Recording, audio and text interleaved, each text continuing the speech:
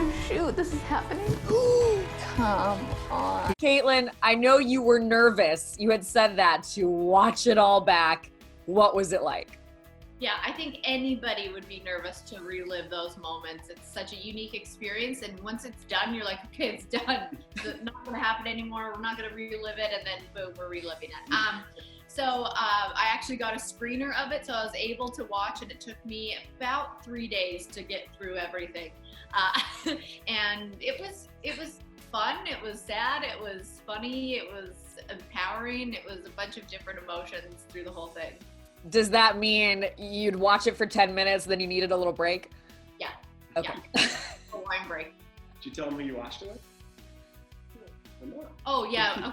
I watched it with Jason's mom. She's my support system. I'm giving you the best future mother-in-law award right here, right now. Yes, I'm going to get her a big trophy. Yes, we had a great time together watching it. She was great. She passed me shoes and wine. I was gonna say, how much wine did you pour for her? Lots of wine. We don't have numbers. She watched the show, and we all know it was 5 years ago. Yeah. And so it was kind of like, well, we'll just watch it together. And she even said something so sweet, like, just don't think of me as Jason's mom through this. And I was like, okay, you don't think about me as Jason's girlfriend. Wow. Friends watch The Bachelor. My mom's been a fan of the show forever. Okay. So when I went on the show, I told her that I was being recruited to go on the show. She goes, "Oh hell no! This is my escape from my family. Everyone, this is my territory. Stay the hell out." Now the world has collided. Not only was I on the show, got off it, then Kaitlyn and I start dating. She's just like, "What the hell's happening?" This is future mother-in-law of the year award. Seriously, yes.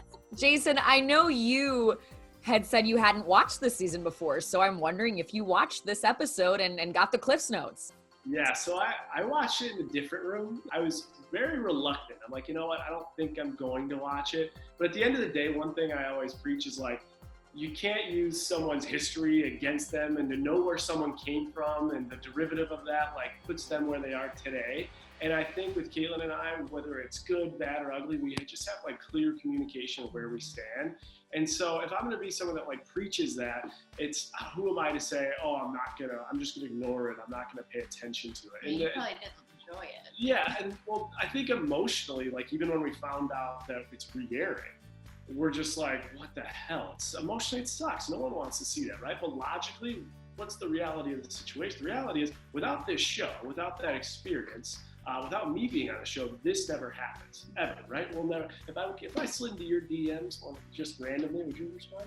No. Exactly. So history puts us where we are today, and today's a beautiful thing. You're friendly with a lot of guys from Kaitlyn's season. What was it like to watch the woman you love make out with your friends? It brought memories back to when I was like single watching Becca's season back, and I'm just like, you're seeing all this, you're just like watching it like between your fingers. It's weird, right? It's very weird, but at the end of the day, like I've met Ben, I met Jared, I met Nick, all these guys before I actually met Kaitlyn, and became friends with them before that. So, you know, when I think about those guys, I think about like the friendship we have, and I try and, put this way behind us. What also really helps too is I wasn't on the season, right? I think not being on the season and not knowing all the dynamics is totally helps me compartmentalize, but it's certainly strange. What was just your feeling watching it? I know it was hard, but did you look back and kind of have a reflective summary of your season? Honestly, watching back, I just, like I said earlier, it was so many different emotions that I can't even comprehend like what exactly I felt through the whole thing. It was more just like, oh my gosh, I didn't remember that happened. Oh, I'm really proud of myself for that. Oh gosh, I didn't need to do that. It was just a bunch of different things. But overall, I felt like from where we were then to where we are now, as a society, I was just feeling kind of proud of myself. I remember you got into on your tell-all, Chris Harrison, and you addressed the horrible comments that you were getting from people. Were you apprehensive that might happen again now from people? Yeah, I think what I'm most nervous for with the whole season re-airing is the critiques that will come along with it. And I know there will still be people out there that don't agree and that are gonna say nasty things. It's already started on Twitter. The nasty comments have already started, but I feel like at this point, the supporters are louder, and it's come such a far way that I'm just happy that we've gotten to a point where there are still those people, but I don't even have to say anything to them anymore because there's so many empowering women that will stand up for me in those comments anyways. And the show has just come so far, and I think so have the viewers. It's wild to look back and think about how many people then had a problem with a woman owning her sexuality in a relationship. You look back and think not just how much have you changed, but how much times have changed. Yeah, and that was another thing I was hoping for, with having a Black Bachelor lead, is that it was about time. We all have been saying this for so long because the show has done such a good job at evolving over the years with talking about, even I think we heard some religion talk on the last season. Important conversations around like how you would spend money, I think is a conversation people are starting to have now. Important things that matter in a relationship, people being intimate with each other. And now, it was just it was a no-brainer to all of a sudden, evolve as a show in that way. Your hair is so brown on your season. I look like a little baby. I was like, look at her baby face and that dark brown hair. We got all these highlights now. That was actually one of the easiest things about watching. I'm like, is that Kaitlyn? And I'm like, it doesn't look like Nick. Okay. I know. Nick and I joked that we both got glow-ups. Oh, Nick having a beard in his life now was a good choice. You mentioned watching stuff and remembering it. What did you watch that you had forgotten happened? I forgot how awful that breakup was with Nick.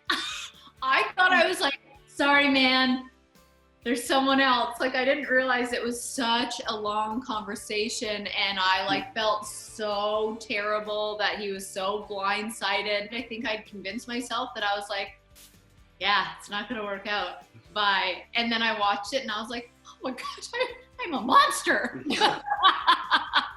And everyone thought like, why did Kaitlyn let him just keep going and keep talking? And I just kept letting him say exactly what he was feeling. And I was torn back and forth on, do I let him talk and have that opportunity to say what he was really feeling and wanting to say? Or do I cut him off right off the bat and not give him that opportunity? And I went back and forth and I decided to. And he actually thanked me later for doing that. And he said it was really important for him that I did let him speak. But that's the part I totally forgot. He said on the recap that he wanted to push you in the pool. It would have been hilarious. That would have been so funny if he pushed me in the pool.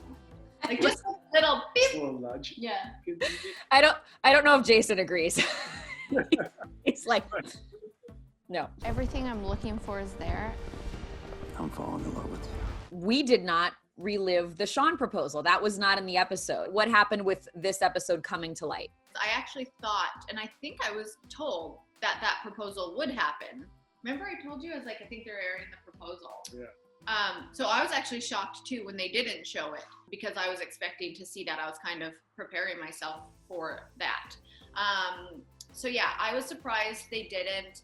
I mean, they interviewed a lot of people from my season, so I don't know if they just were like, we can't do one more interview, or just maybe the fact that they were respecting this relationship where after they knew they were coming straight to us, and that can, sometimes just be, well, I mean, let's be real, this whole world of Bachelor. I don't know. I think they just ran out of time. Was there a moment watching this back that brought you to tears? Oh yeah, 3 times I think I cried.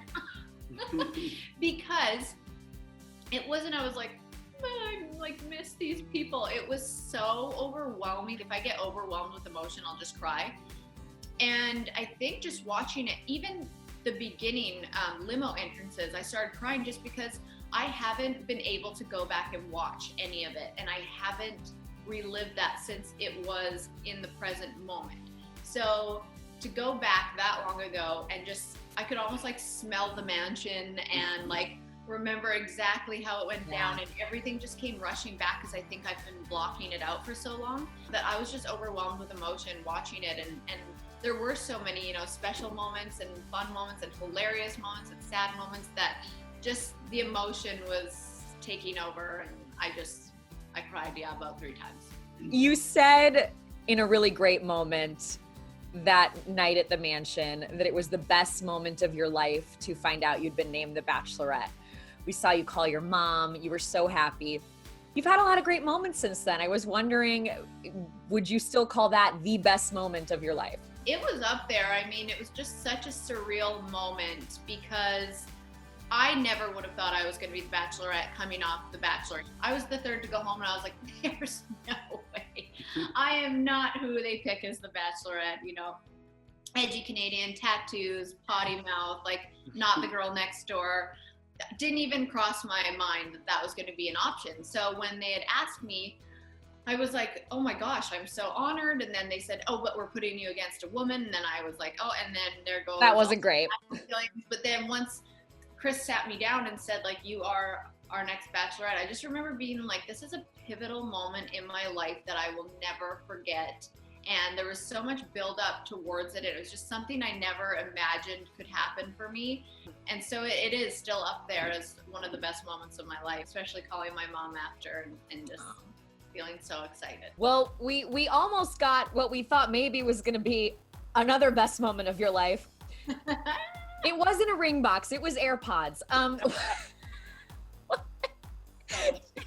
Like the look on you two's faces, you both looked paralyzed with fear. Jason, were you thinking, oh crap, she thinks I'm gonna propose? Well, full backstory, still in a little tea here, they actually came to me asking me if I'd like to take this opportunity to propose. And after thinking through it, in no form was there any pressure, just like, hey, if you think this is the right time, we're here to support it, we'll take care of it, make it special. And I didn't even bring it up to Kate. I shot it down after about a day of thinking because I'm just like, listen, this is a part of her history, a part of our story is next. We don't need these stories to align, the same showing, etc. So I shot it down, but I told Kaitlyn after, I said, hey, I want to let you know. They came to me, I did decline it. She's like, thank gosh, I wouldn't want that to be then either. So we were on the same Especially not page. right after it's like I break up with Nick, then I get Shawn, and now here's Jason proposing. No way. So, but the funny thing is when Kaitlyn felt my ear pop, the irony of the fact that I have like a nice dress shirt and literally gym pants on because you can't see below our waist with ear pods at 9 p.m. on my left pocket, and you felt it. I'm like, well, of course she knows because we already talked about this, but it I think just the shocked emotions me for a hit you and second. we're like, oh my God, you can't make it up.